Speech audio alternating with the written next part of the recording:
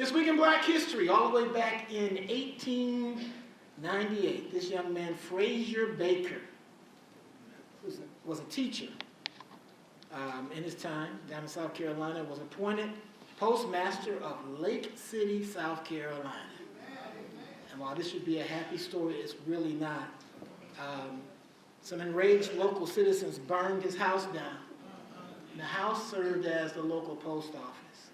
They also fatally shot him and his infant daughter, Julia, and wounded his wife, Lavinia, and his other 5 children. They survived. And he wasn't voted in. He was actually appointed by the magistrates of that community. People didn't like it. And the story doesn't end there. There was a trial. But the jury deliberated for it wasn't even 24 hours, and they declared a mistrial. That's his family that was left. The lady in black is his wife, Lavinia, and those are the 5 kids that survived. But the dad and their little sister were killed because he had a government job. This week in Black History, back in 1920, since this is the NBA All-Star Weekend, in response to black men and women being prevented from playing in the National Association of Basketball, it was called the NAB back in the day, instead of the NBA, the Negro leagues were formed. They actually formed their own leagues, and it was men and women teams.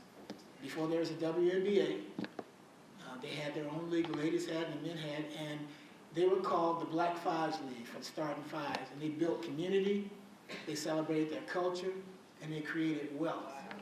And I'll be honest about it, we should do that now. And so, if they could do it then, we could do it now. Also, this week in Black History, some of y'all were alive in 1964. The House of Representatives passed the Civil Rights Act of 1964. There's Dr. King standing behind President Johnson.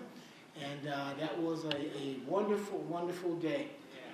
The Civil Rights Act basically was a bill that prohibited unequal application of voter registration requirements. See what's happening now. It prohibited racial segregation in schools and segregation of public accommodations like bathrooms and buses and employment discrimination. Now it's called DIA or DEA, or what do they call it? And, but if it happened once, it can happen again. And so you have to be aware when people try to delete your history. It's important, young people, that you understand this, because there's a time coming where I may not even be able to say this publicly. That's the direction it's going in right now. So these are 3 things that happened this week in Black History. Give yourself a hand for being educated. Amen. Amen.